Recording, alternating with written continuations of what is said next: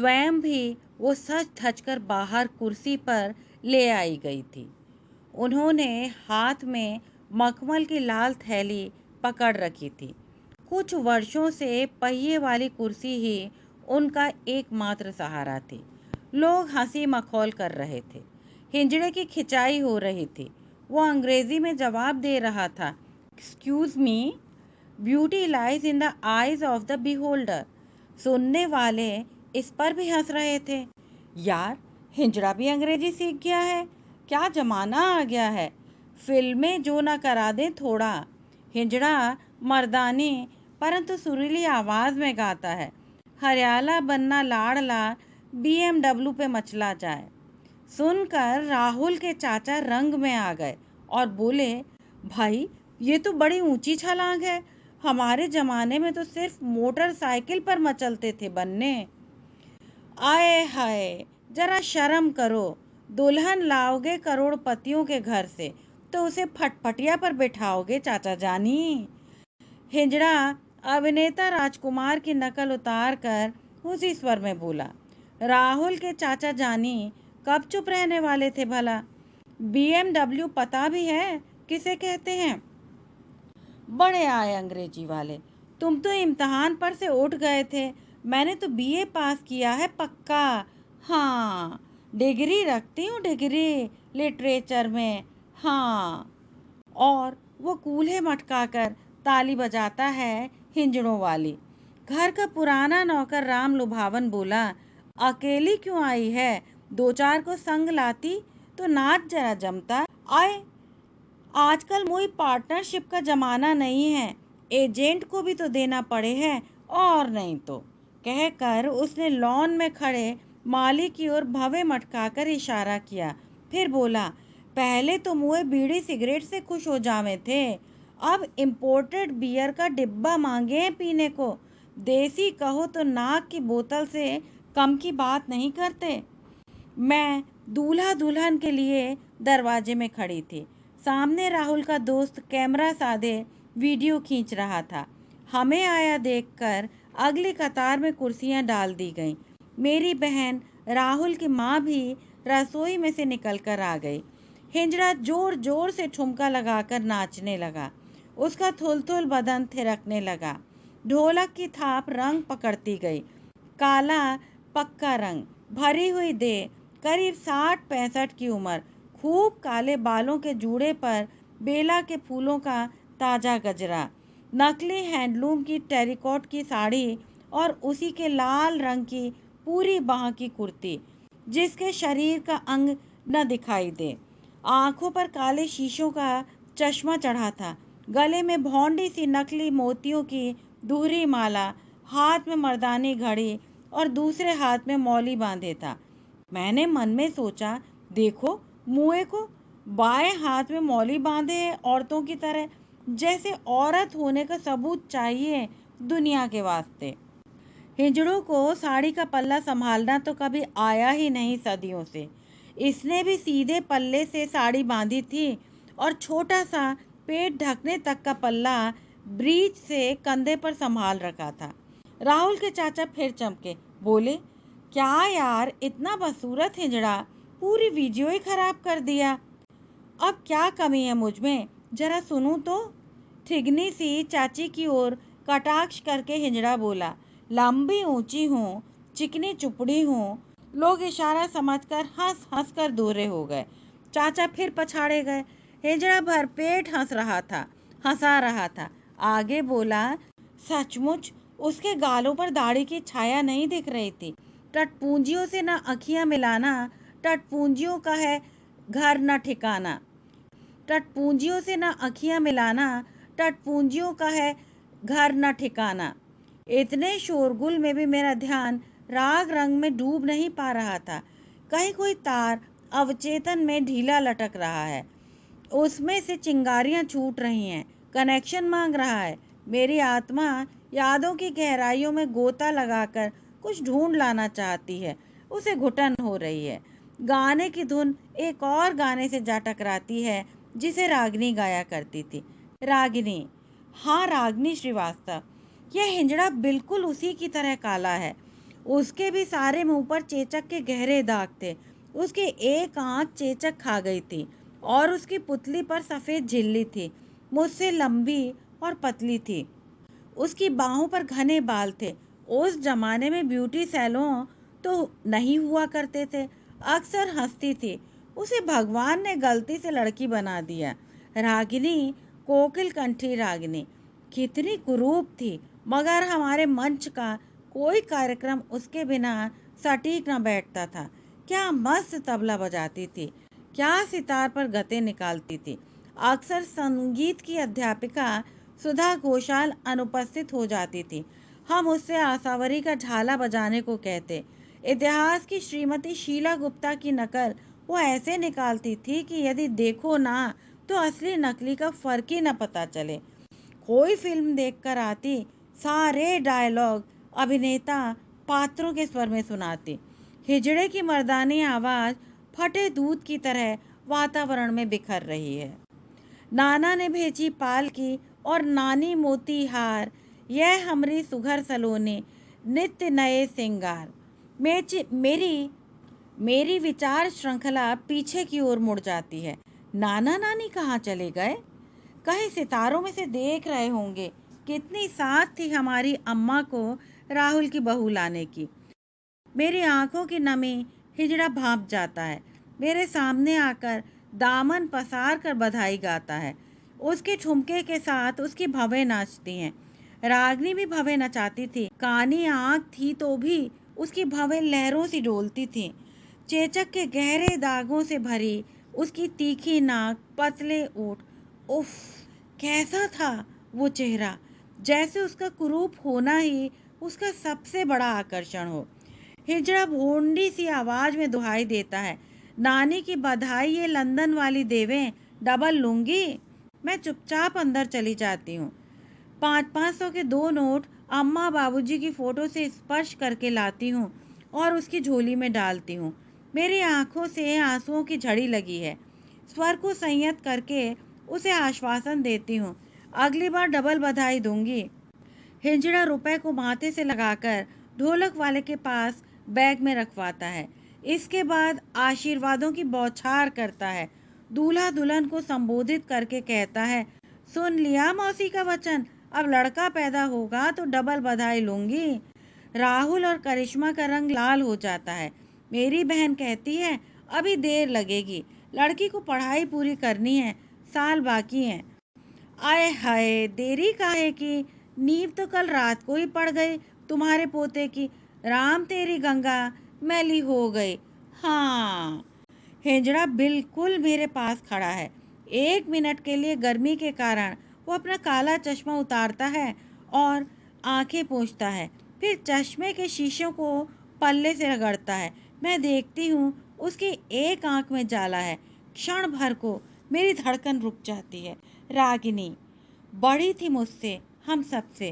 केवल 2 विषय उसके मिलते थे, संगीत और इतिहास।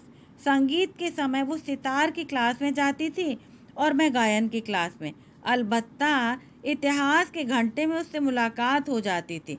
हफ्ते में बस 3 दिन, उससे ज़्यादा बातचीत नहीं थी हमारी। उसकी एक अभिन्न सहेली थी पद्मा, सुंदर, गोरी और शादीशुदा। वो भी उम्र में बड़ी बड़ी लगती थी। शायद 3 बरस से इंटर में फेल हो रही थी। दोनों अक्सर इतिहास की प्राध्यापिका शीला गुप्ता की डांट खाती थी।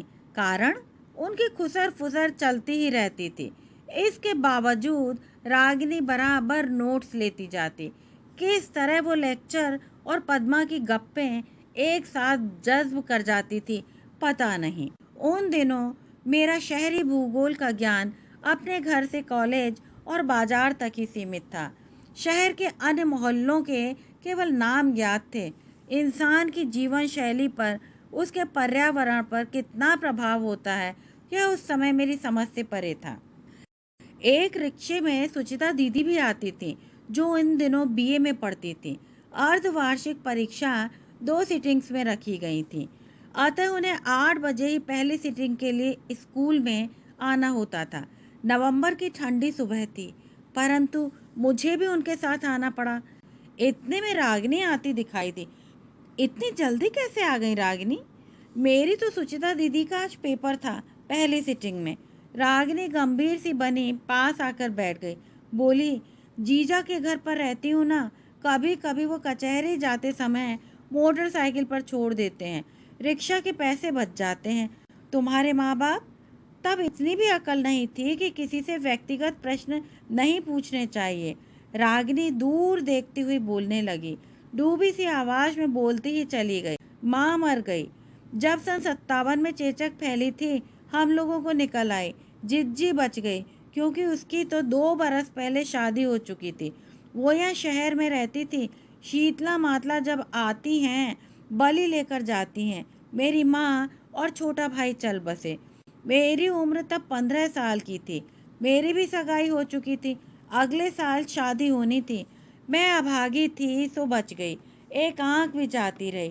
फिर लड़के वाले आए और सगाई तोड़ गए।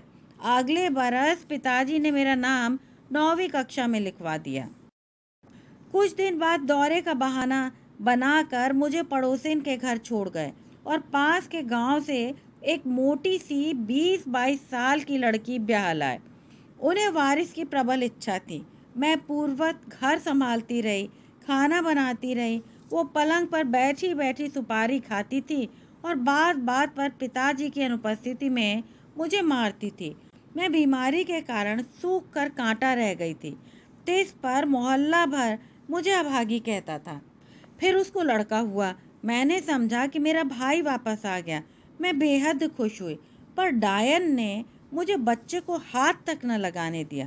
कहती थी कहानी का साया तक न पड़ने पाए। एक दिन लल्ला बहुत रो रहा था। मैंने उठा लिया क्योंकि वो नहा धो रही थी। इसके लिए उसने मुझे कपड़े धोने की पाटी से पीटा। मेरी बाह की हड्डी टूट गई। तब जाकर मेरे पिताजी को होश आया। हड्डी जुड़वाने मुझे लेकर शहर आए। यहाँ हमारे जीजा के घर रहे। जिज्जी के 2 बच्चे हो गए थे और तीसरा पेट में था। दोनों बच्चे मुझसे हिलमिल गए। जीजा ने लल्ला का किस्सा सुना तो बोले कि 10वीं का इम्तिहान मैं यहीं से दिलवा दूंगा। रोज कॉलेज जाएगी, आप इसे यहीं छोड़ जाओ। अंधे को क्या चाहिए, 2 आंखें। पिताजी झट तैयार हो गए। उनकी नई जवानी का मैं कांटा जो थी। जीजा एक बड़े वकील के दफ्तर में काम करते हैं। जिज्जी से 10 बरस बड़े हैं। ऊपरी आमदनी तनख्वाह से ज़्यादा है। पिताजी ने मुझे स्कूल की फीस और 25 रुपया महीना भेजना तय किया और मैं तब से यहीं पड़ी हूँ। मैंने हिसाब लगाया, यदि सन 57 में वो 15 साल की थी तो अब सन 60 में 18-19 की हुई। यानी हमसे 4-1 साल बड़ी थी। मगर वो पद्मा की तरह फेल नहीं हुई थी। गदगद कंठ से मैंने कहा, तुम्हारे जीजा तो बड़े भले आदमी निकले। अब चैन से पढ़ लिख तो सकती हो, अपना भविष्य बना लोगी, अच्छा रहेगा। उसकी आंखों की मूक वेदना रागिनी की आंखों में उतर आई थी।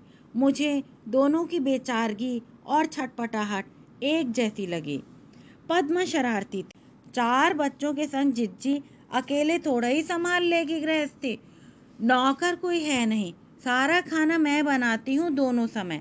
रसोई में रहती हूँ तो किसी बाहर वाले के सामने नहीं जाना पड़ता। चली जाऊँ तो जीजा मेरा परिचय नौकरानी कहकर कराते हैं। जिज्जी भी इसका विरोध नहीं करती। फीस, महीना सब धीरे धीरे बंद कर दिया। उनके लिए तो मैं हूँ ही नहीं ना, फिर क्यों ना दूसरे फ़ायदा उठाएंगे।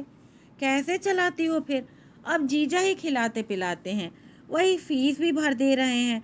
मगर फीस तो मैंने अकड़ कर ली है, जेब खर्च भी। जिज्जी ने कुछ नहीं कहा, उसे बताया ही नहीं ये सब। कोई बदले में लिए बिना तुम पर क्यों खर्चेगा? जीजा की काली करतूत उसे बता दूं तो बेचारी जहर खाकर मर जाएगी। मेरा क्या है, मुझसे कोई शादी तो करेगा नहीं, ऐसे ही ठीक है। बस पढ़ाई ख़त्म कर लूं, फिर कहीं दूर भाग जाऊंगी, किसी गांव में टीचर या सोशल वर्कर बन जाऊंगी। 100-200 कुछ तो मिलेगा ही। तुम्हें खुद को गंदा नहीं लगता? शुरू शुरू में मैं बहुत रोती थी, पर अब इसे मज़ा आने लगा है ना? इसकी जिज्जी नहा धोकर इतर पाउडर लगाकर बिस्तर में जाती है और जीजा कोयले की कोठरी में टाट बिछाकर इसको रिझाता है। गोबर चट्टे को कंडों की खुशबू भाती है। यह पद्मा बोल रही थी, जो न जाने कब आ टपकी थी। रागिनी घायल हृदय और पनीली हो गई कानी आंखों से उसे असहाय उपालंब देती हुई घूर रही थी। मुझे अचानक अपनी गाय की याद आ गई, जिसकी पूंछ के नीचे कीड़े पड़ गए थे और वो दर्द के कारण मक्खियों व पक्षियों को उड़ा नहीं पाती थी। उसकी आंखों की मूक वेदना रागिनी की आंखों में उतर आई थी। मुझे दोनों की बेचारगी और छटपटाहट एक जैसी लगी। पद्मा शरारती थी की खातिर अपने मौसा के विधुर भाई से कर दी गई थी। वो पद्मा से उम्र में 15 साल बड़े थे। पहली पत्नी से उनके 2 लड़के थे। पद्मा ने उन्हें संभालने के साथ साथ अपनी पढ़ाई भी जारी रखी। 10वीं के इम्तिहान में अच्छे नंबर आए थे। पति को दूसरी पत्नी पढ़ी लिखी चाहिए थी, अतः शादी के बाद इंटर में नाम लिखवा दिया और उसे पढ़ने दिया। इस बात से क्षुब्ध होकर बच्चों के नाना उन्हें स्कूल की छुट्टी के समय अगवा करके ले गए। सारी जायदाद धरवा लेने की धमकी भी दे गए। इसी कलह कलेश में पद्मा फेल होती रही, पर हमेशा हंसती रहती थी, एकदम चिकना घड़ा थी। पद्मा की ठिठोली को टालते हुए मैंने रागिनी से पूछा, कुछ और हो गया तो क्या करोगे? पद्मा बीच में ही टपक पड़ी। मुझे बच्चों की तरह पुचकारी देते हुए बोली, अच्छा मुन्नी, अपना काम देखो। रागिनी की सेहत की जिम्मेदारी मुझ पर छोड़ दो। जाओ बच्ची, अच्छी बच्ची की तरह पढ़ो लिखो। देखो, हम भी तो 3 साल से ठूंठ बैठे हैं ना, है ना? मैं भी कहाँ फंसी। राम ही बचाए इन औरतों से, क्या क्या खबरें रखती हैं। उस दिन हिंदी की अध्यापिका श्रीमती सहाय ने अकारण डांटा मुझे। प्यारी का धुआ था, भरत ढरत बूढ़त तिरत इत्यादि। बस देख रही हूँ तुम्हारी सोबत खराब होती जा रही है। बाद में रागिनी ने बताया था कि सहाय दीदी के पति भी वकील थे, कायस्थ और वकील। क्या वो जानती थी इसको? किसी ने सच ही कहा है। खैर, खून खांसी खुशी इश्क मुश्क सुतमान, यह छुपाए ना छुपे, कह गए पीर सुजान। हिंजड़ा गा रहा था, पर्दे में रहने दो, पर्दा न उठा हो। बीबी, राहुल की दादी कहती हैं, एक कोई ढंग की बधाई गाओ। वो बड़े मधुर स्वर में गाता है। बीबी 5,000 रुपए से राहुल और करिश्मा की नज़र उतार कर थैली हिंजड़े को पकड़ाती हैं। वह उसे बैग के हवाले कर देता है, फिर अक्षत निकाल कर सब पर छिड़क, आए बनिए का उधारी कभी ना होवे, मगर हिंजड़े का उधार सदा बना रहे। एक नारियल वो दुल्हन की झोली में डालता है और फिर उसके सिर पर हाथ फेरता है। बीबी चिल्लाती हैं, रह जाओ, छुओ नहीं। हिंजड़ा रिटाई से कहता है, अरे मेरा आशीर्वाद है, क्यों न छूं? मैं कोई चूड़ी चमारी नहीं हूँ, श्रीवास्तव हूँ। हाँ, अमिताभ बच्चन की तरह वो चुनरी पहनकर नाचे तो तुम हिंजड़ा ना कहोगी माता जी, फोटो खिंचवाओगी उसके संग, झूठ नहीं बोल रही। हिंजड़ा बैग समेटकर कंधे पर लटका लेता है और ढोलक वाला ढोलक दोनों मटक मटक कर वापस जा रहे हैं। मेरी आंखें फिर बरस रही हैं, परंतु इस बार माँ की याद में नहीं। कहानी बस यहीं तक। यदि कादम्बरी मेहरा की प्रस्तुत कहानी हिंजड़ा आपको अच्छी लगी हो तो कृपया चैनल को लाइक, शेयर और सब्सक्राइब अवश्य करें। धन्यवाद।